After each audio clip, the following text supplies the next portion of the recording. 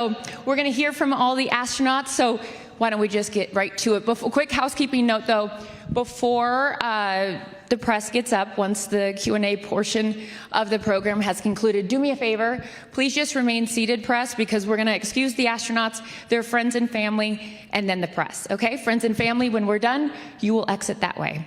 Exits are here, here, here, and here. All right, everyone's on board. Let's do this. Who wants to hear from the newest Blue Origin astronauts? Woo! Lauren Sanchez, Amanda Wynn, Katy Perry, Aisha Bowe, and Carrie Ann Flynn. Ladies and gentlemen, Blue Origin astronauts, congratulations! Gail King!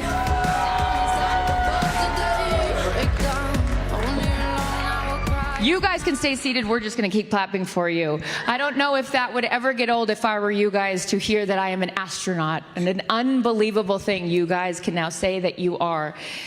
We are gonna hear from all of you guys in a second, but there are over 10,000 employees here at Blue Origin. There are so many people that have put their heart and soul and their brains into this operation to make it possible to do what you guys did today.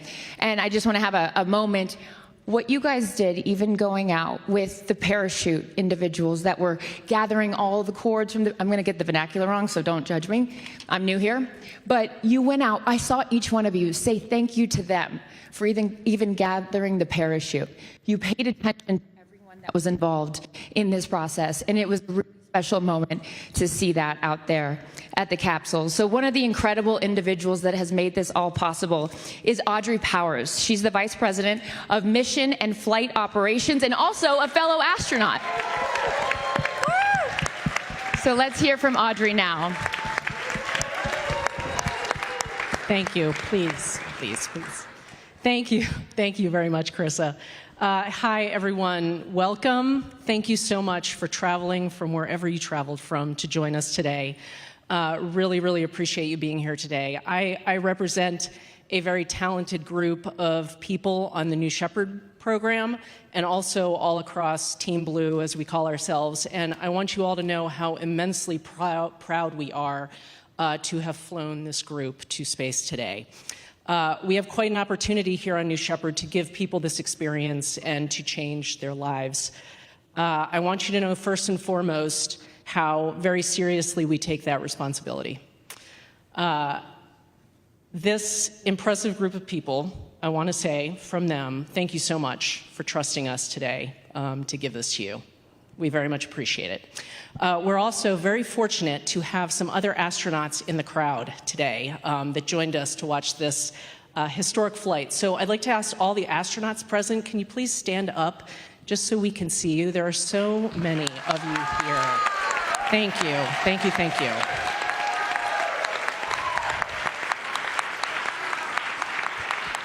I've had the wonderful pleasure in my career of working with many of you, and thank you for the trails that you've blazed for us, and thank you for the support that you've given many of us very, very directly, and thank you for the inspiration that you continue to give us. I have been at Blue for 12 years, and I've supported the New Shepard program for every one of the days that I have been here. And 5 years ago, the head of the New Shepard program gave me the best job at Blue Origin. And that is true. I will fight anyone over it. I have the best job. I'm the head of flight operations and maintenance here on the New Shepard program. And we have an audacious vision here at Blue of making space more accessible, like dramatically more accessible to the human population. And we want to do that, first and foremost, as we say, for the benefit of Earth. And New Shepard plays a really important role in that vision. I had the great privilege of representing Team Blue as the first employee to fly on New Shepard on NS-18, so 13 New Shepard flights ago. I was lucky enough to fly. And I will never forget, of course, the stunning, just breathtaking view of our home planet. But I also will never forget the deep just rich blackness of the void of space. I will never forget that view. It is seared in my mind, and it's something that I can't describe properly. I still haven't figured out the words to describe what that texture thing looked like. It made me feel, in the moment, incredibly, just shockingly small. And we hear this a lot about views of the Earth from deep space. We are a speck of dust in this vast, vast universe. And what I processed after the flight is that I, and each of us that has this experience, can have such a tremendous impact. And it's up to me whether I want that impact to be positive or whether I want it to be negative. And so, New Shepard is what we call the first step in this audacious vision. And it is a technology demonstrator for all of our other programs. You will find the technology that flies on New Shepard also present in our New Glenn vehicles, in our other engine programs, in our landers that will land on the moon. So it is wonderfully important for that reason, but is important because we are giving people who are not career astronauts, who have not worked their entire lives to become a professional astronaut, as we traditionally know that term. We are giving them this experience, and when they come back, they get to make a choice as to what they do with this experience. And so we also are working very hard on New Shepard with people who have amazing challenges and disabilities.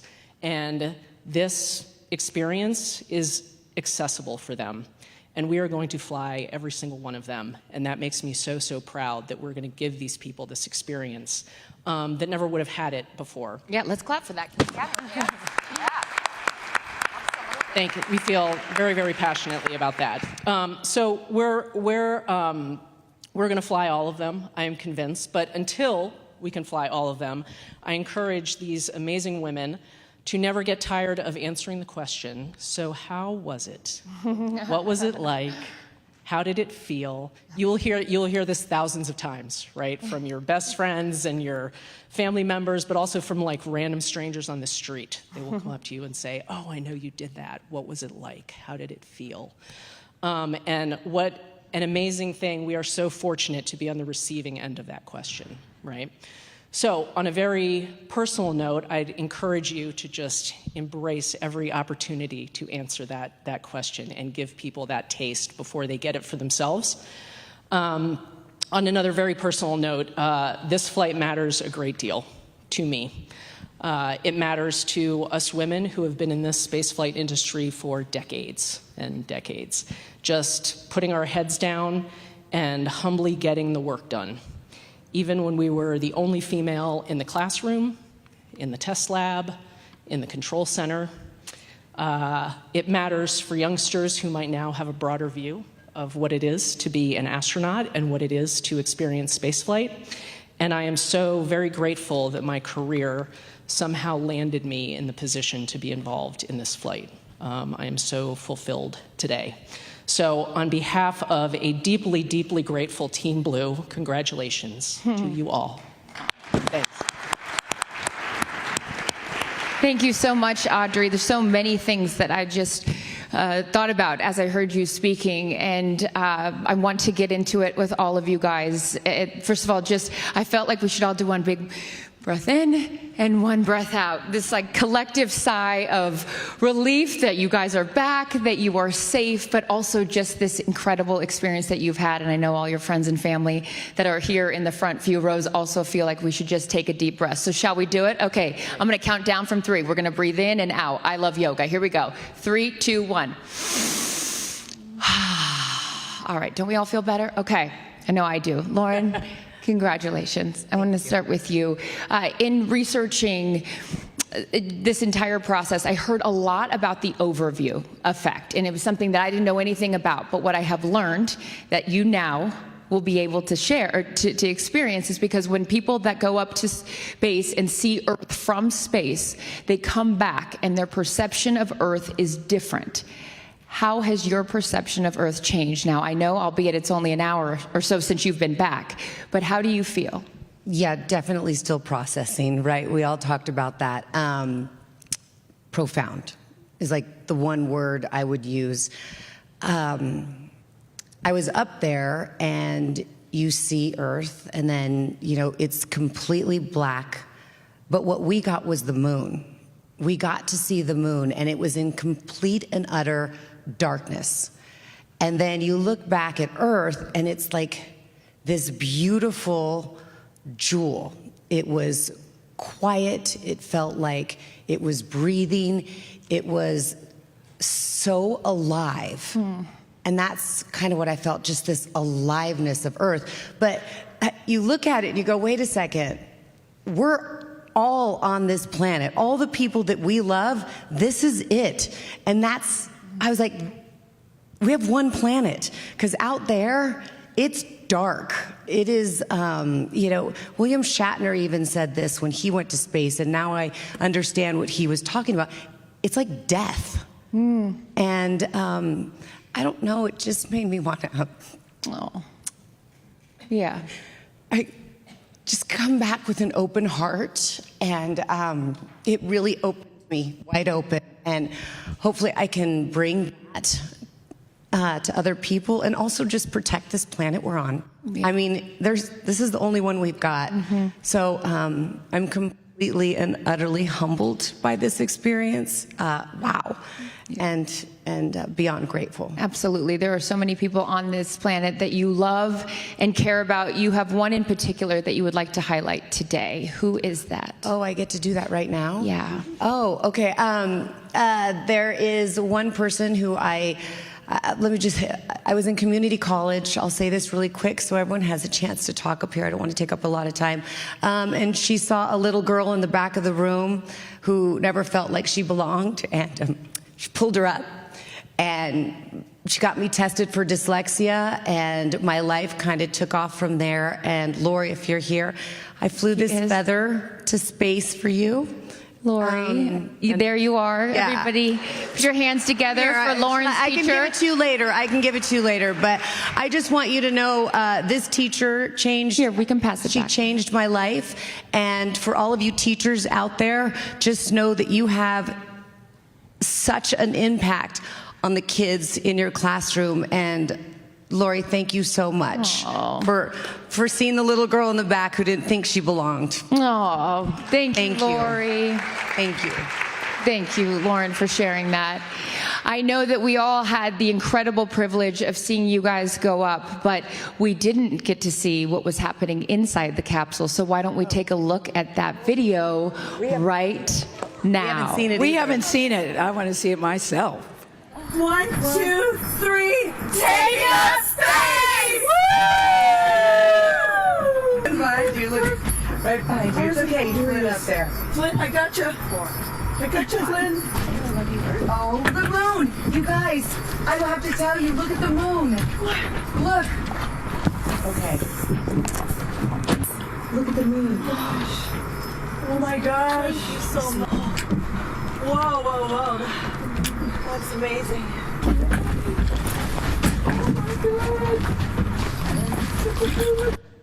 Wow. Gosh, that's good. I know. Katie's face says it all right there.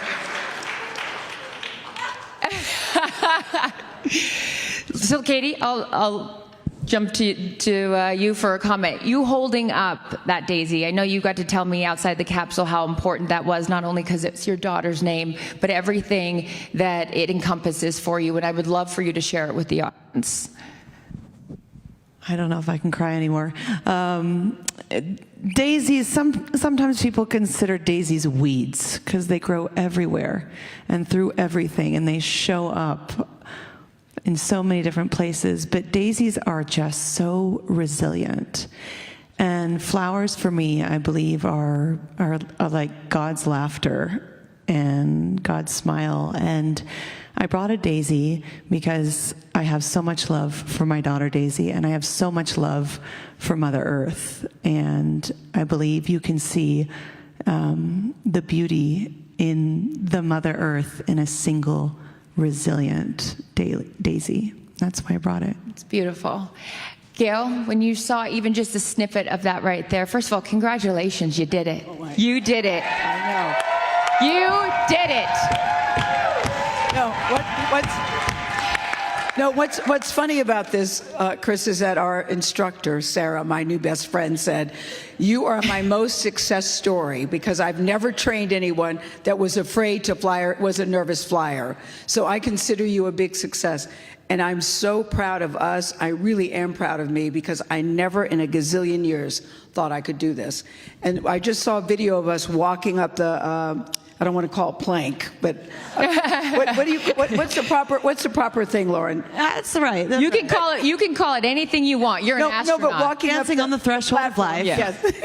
Walking up the platform and people are ringing the bell and everybody's smiling and I'm just walking in. And it's because at that moment I was so afraid. I just wanted to get into my seat because I just wanted to let the training kick in. I just wanted to get inside the capsule and sit down. So the process of walking up there was a little daunting for me.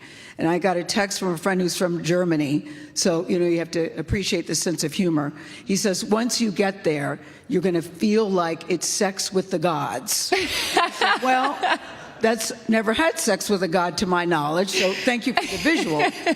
I didn't think that, but I did think that all the stuff that you hear about the blackness and the blue is it's a neon blue, and it's still and it's quiet, and we were all feeling this experience together. I know I will never forget it. So for me, it just says to me, if I can do this, I was telling these guys, I might even now get my ears pierced. I've never gotten my ears pierced because that hurts.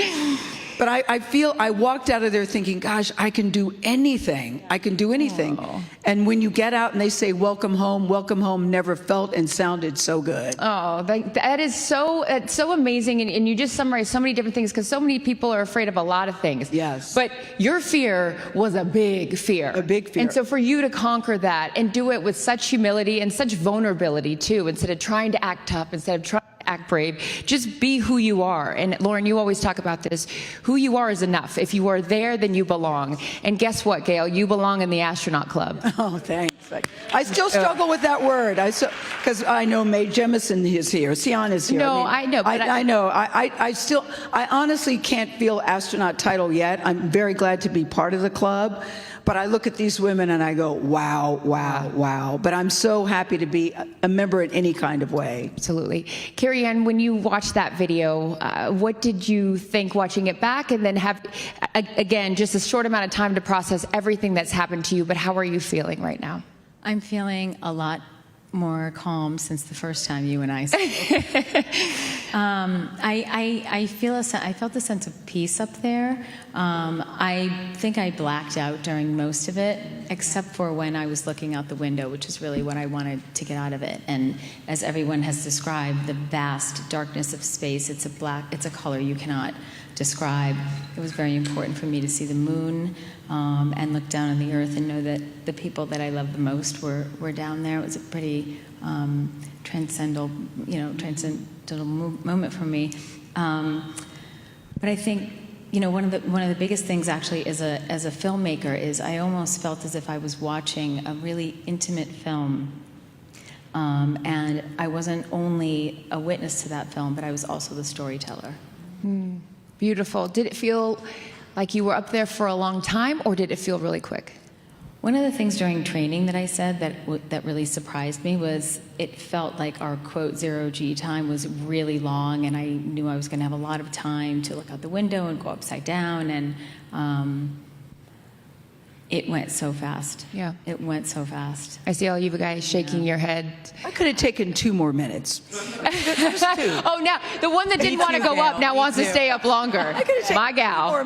2 more minutes. We'll take that back to the blue team. She would like to increase this experience by 2 minutes. Dave, I would have liked 2 more minutes. Amanda, I know this is a lifelong dream of yours, and now it is a dream fulfilled. Now that you can say that you've had this experience, and to Audrey's point earlier, you will be asked about it over and over again.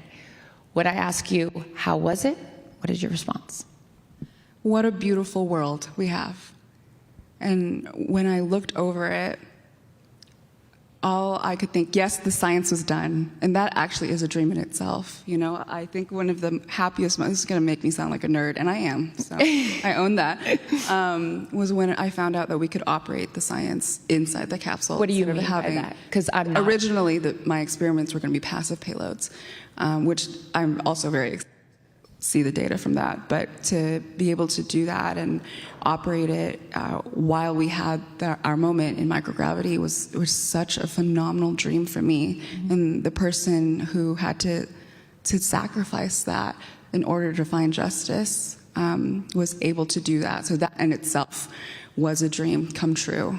But I did get to float my zero-G indicators.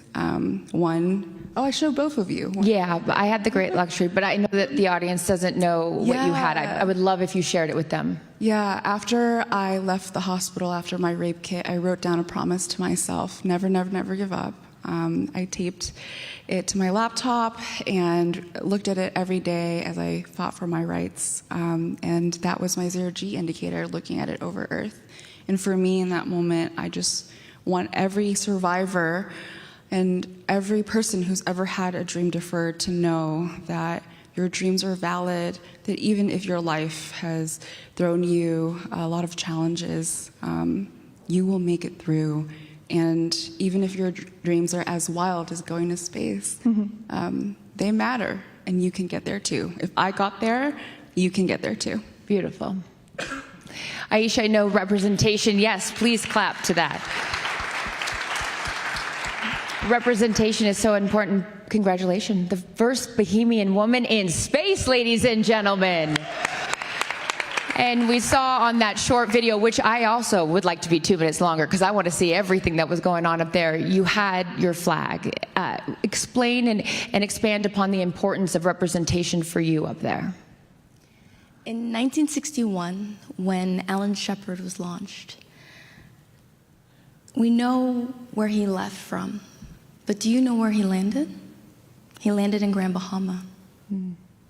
And today I had an opportunity to be on a flight that mimicked that trajectory and allowed me to carry the legacy of my grandfather, who came from Exuma, Bahama, which was my call sign on this trip. And I carried the flag of the Bahamas as a powerful reminder of the past, the present, and the future of space. And your grandfather was here today. Yes, he is. He's right there. Where is he? Where is he? There he is. There he is. 92 years young. Thank you for being here.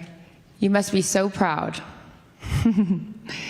All right, I would love to open it up now to the press for some questions, and I know that appropriately enough, the first question comes from EBS Outlet. Hey everyone, I'm Mark Strassman with CBS News. Congratulations to all of you. Welcome home. Gail, I want to direct this question to you, but anybody else can answer it. So after all the anxiety and preparation and prayer and meditation and training, what about this flight surprised you, and would you do it again? What surprised me? I got a little lightheaded, Mark, when I was coming back. That I thought, am I going to pass out from the zero Gs? I actually thought about that. Then I thought, I can't, and I didn't. So that surprised me. But the thing is, I can't stress enough how well prepared we were. The training, we did it over and over and over again. We prepared for if there's a fire, if everything doesn't go according to plan. Which, by the way, you guys should know, Blue Origin has backup after backup after backup after backup. So I was very grateful for that.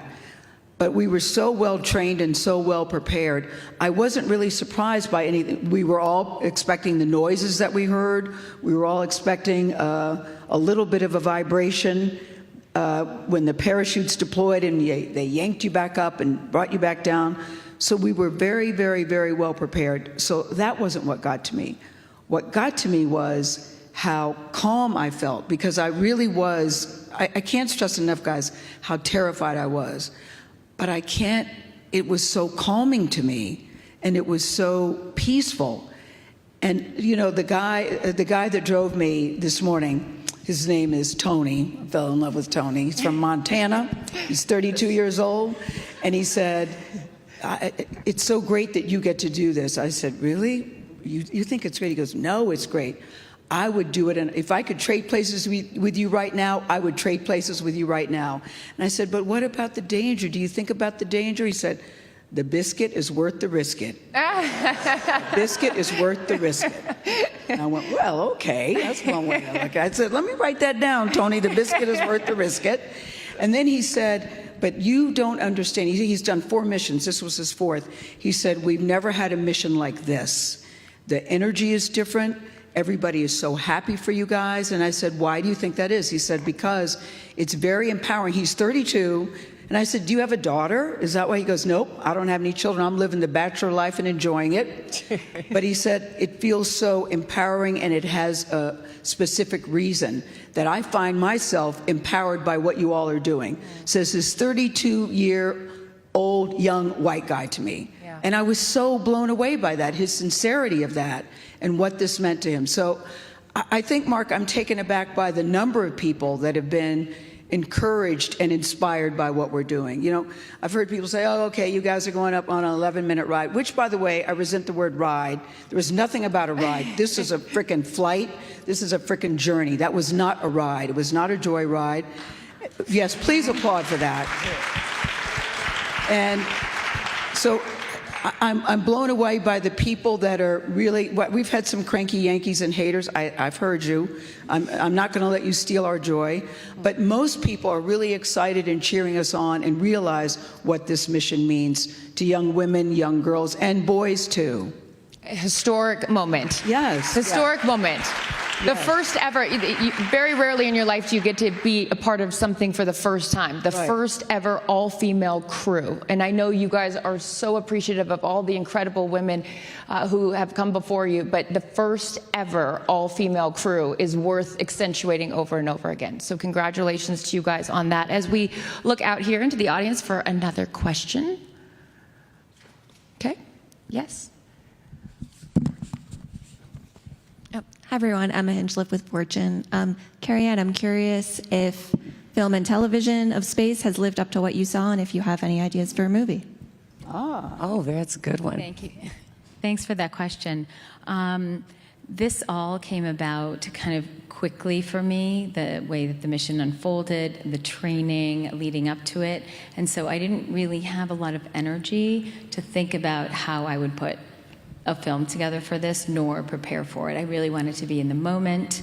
I wanted to live this with my crew. But I do believe women are underrepresented in many industries. Equity in male-dominant industries is not getting any better any sooner. And I hope that this mission and highlighting missions like this and getting that sort of story, those stories out of the media is really important. So I definitely have some ideas that I'm cranking through, so stay tuned. Next question. Thank you. Hi, yes, Mireya with ABC News. Hi, Gail, by the way. Mireya. And thank Mireya you. used to be at CBS, and then she went over to the other side. But I'm still nuts about it. But I still It's good love to see you. And Really thank you all for doing this. It's been a joy to watch all of you on all different levels. You all mentioned after coming out of the capsule that there was this moment of connection, not just with each other, but with the Earth and maybe a higher being even. Katie, my question is for you. How are you hoping that this moment affects change for other people moving forward? I hope they can see the unity that we modeled and replicate that and understand that we weren't just taking up space, we were making space for the future. And for me, like Gail said, this wasn't a ride. It wasn't a destination. It was a journey, and it was a supernatural one. And my journey has always been about love and belonging. And I think that we have all felt that sometimes we weren't worthy or we didn't belong in certain ways, no matter all the accolades, no matter all the studying, no matter anything. And I think today we all said it, like, we belong here. Mm-hmm. This is where we belong, and we feel very sure of that. So I think that you'll never know the amount of love that you have inside of you to give and to receive until the day you launch, because you're leaving all the love behind and you're surrendering and you're hoping that you get another chance to love them again. And so when you come back down, you're like, oh, I get another chance and I'm going to do it. Oh my God, now I'm crying. Okay, very well said. Very well said. It's beautiful. Next question. Hi there, Ed Lavandera with CNN. Glad to see you guys all safely back on the ground. Us too, Ed. Lauren, this is a question for you. You spoke after the flight how you'd hope that people watching would see this as a possibility, an opportunity, I'm paraphrasing, but something that would be accessible to, I presumed you mentioned just average people across the country. But the fact is, this isn't accessible for millions and millions of people. Do you envision that this would be something that, you know, it'd be like flying from El Paso to Dallas for $200 on Southwest Airlines? Well, you know, I always revert back to the barnstorming era. And I don't know if you guys remember, that's when the Wright brothers first started flight. I mean, they never envisioned at that time that there would be 747s taking hundreds of people across the country. And so, yes, I think one of Blue's missions is to have that happen.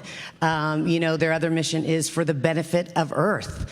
They want to put all of heavy industry on Earth, and it may seem fantastical now in space. Sorry, I'm still like coming down from this. Yes, put of all heavy industry in space, and it may seem really fantastical now, but I know Jeff. And I know Blue Origin, and we might not see it in this generation, but their kids and their kids will eventually have that. So Blue Origin is building the road to space so that your kids and their kids can build the future. It's such a good point. And I think what's interesting, again, this being my first launch and new to this whole world, is that the normalcy of these flights is a good thing. It's seeing more and more of them is why this is all working. So and every time one goes up, they learn something. Every single time. Every single time. That's what they're doing. Every flight, they learn something. I think so many times, too, Ed, people think that you get comments about, why are you spending all that money in space? What about here on Earth? And to me, it's not a either or, it's a both and I think both things can be done. It's not a zero-sum game. And I think the more people, I was one of those people actually. Well, I spent a lot of money on that. And then you get involved and you start listening and you start learning and you start seeing what goes into doing this and what comes out of it. I think you'll feel differently about it. Today on the webcast, I thought it's worth mentioning, and I'm not sure if she's here or if she wants me to call her out, but Kristen Fisher was with me today. Both her parents are astronauts. There she is. Her mother was the first mother in space, right there. Her mother, Kristen, was 15 months old, and her mom went up in 1984, and Kristen was only 15 months old. And everyone said, you're crazy for leaving your 15-month-old baby back here. And that was in 1984. And think now we sit here, as we just witnessed, the 11th human flight on Blue Origin, and we have mothers, and we have a grandmother that went to space. So seeing the frequency in which this is happening speaks to, I think, again, I'm new here, so I'm not trying to be the expert. I just observation as now a fan, because I would encourage anyone that has never been here, like me, prior to today, come here and see what they're doing. It is awe-inspiring, and it's motivating, and it makes me emotional. But I do think it's tough, though, when you talk about mothers. I mean, I'm a grandmother, because in the back of your mind, you know there's a risk, Clarissa. You do know that.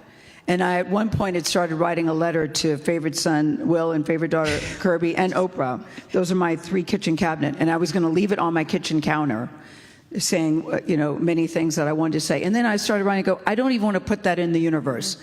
I don't want to put that in the universe. I want to go in this thinking that I'm going to return with all my body parts, and that I can do everything that I said I wanted to do. But you can't help on some level think about it. Sure. And I'm not a risk taker, but I do believe when a mission is this big and you're working with the company that you know, I mean, I can't tell you how safe I felt with these people here. when you know that I think this flight, I guess what I'm trying to say, is so much bigger than us sitting on this stage. We all know that. This is great and wonderful, but we all know it's so much bigger than what we just did today, and bigger than all of us. And going back out in the world outside of here and telling everybody your story. You guys are all storytellers. In the audience, I know we have another question. Hi, this is Brian from People. I'll stand up. Sorry. This is Brian from People Magazine. I just want to congratulate you all, and it was such an honor to watch. Gail, you spoke a little bit about this before, and you kind of mentioned it again. But I was wondering, we've seen some chatter online. If you could respond to, the criticism that you have seen about, the flight. Yeah, thank you. Well, this is what I feel, Brian. I feel anybody that's criticizing doesn't really understand what is happening here. And we've all heard it, and we were even all talking about that. And I hope that they will do a deep dive into what this represents. We can all speak to the response we're getting from young women, from young girls, about what this represents. So, I made reference to it being a ride. This is really a lot of work, what went into getting us up and getting us down. Thousands Lauren, you should pick up well, on this. I'll take it a little bit. I get really fired up a little bit on this because what I would do is I would love to have them come to Blue Origin and see the thousands of employees that don't just work here, but they put their heart and soul into this vehicle. And, rocket scientists, engineers, all kinds of people, they love their work and they love the mission. And it's a big deal for them. So when we hear comments like that, I just say, trust me, come with me.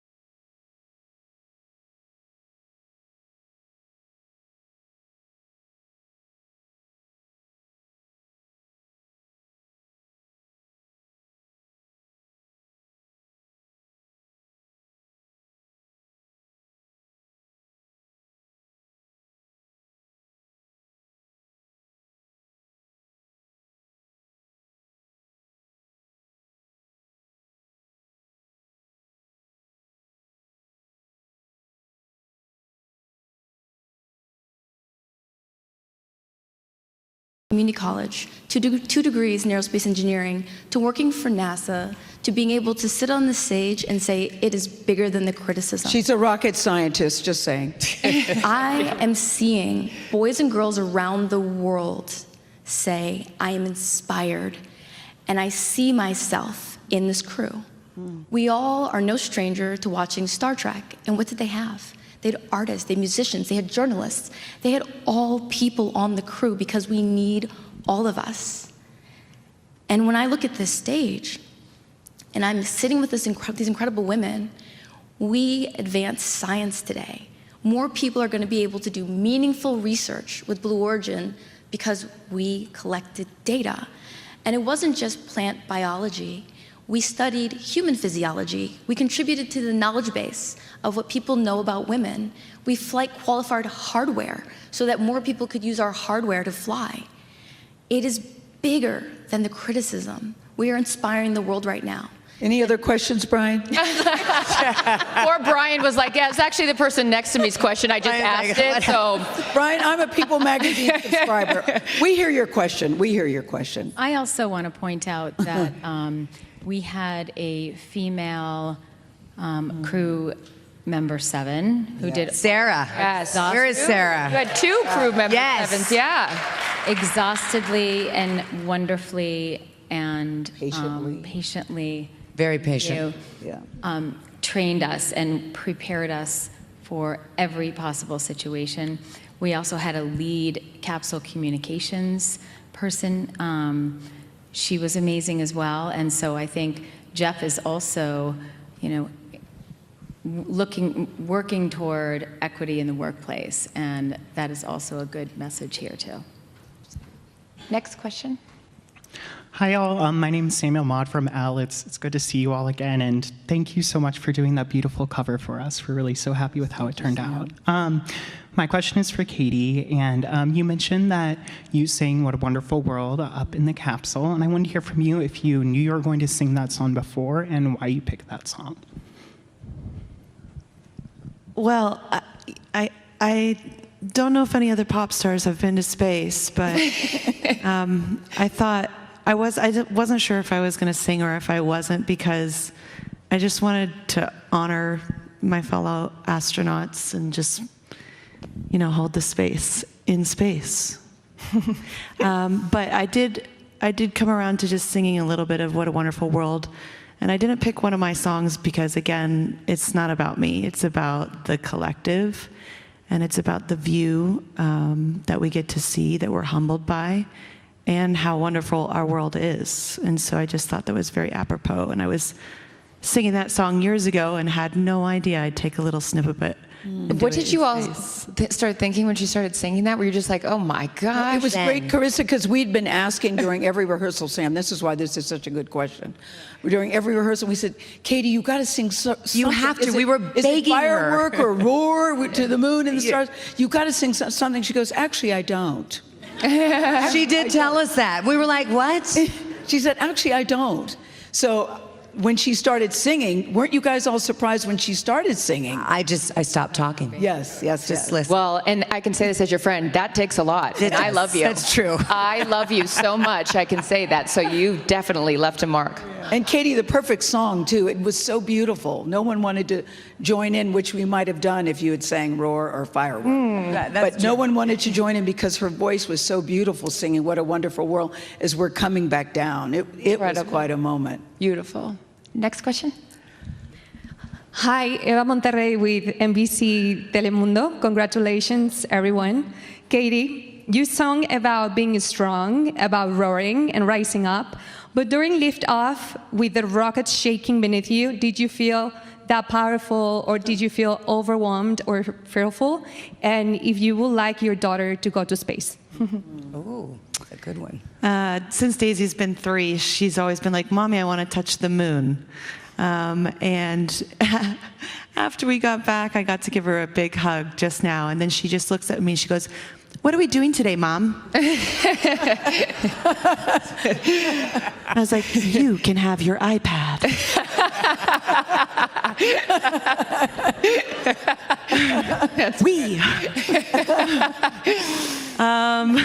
That's so funny. We were feeling all the things, and it surprised us. But I think one of our words was surrender. Like as a mother, and as the opportunity to be a mother, I think the only other time I felt this feeling at dancing at the threshold of life and the unknown is when I'm about to become a mother.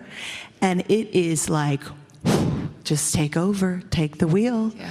I just got to let go and just know that you have the best in mind for me. And so, 10 out of 10 review. Daisy, go to space. Next question. That's it? Okay. All right, you guys. Can we give it up one more time for the newest astronauts here at Blue Origin, a historic mission? I have to say, what an honor it has been to be in your guys' presence the last few days. Congratulations on achieving your dreams, on even living out dreams you didn't even know that you had, and now going back out into the world to tell your stories. So congratulations, you guys. Thank you, Carissa. Thank you. We're going to let the newest astronauts exit to the left here, or our stage left. I'm going to ask again that the press just stay seated for a minute, and friends and family can make their way out that door right there. Thank you guys so much. Enjoy the rest of your day.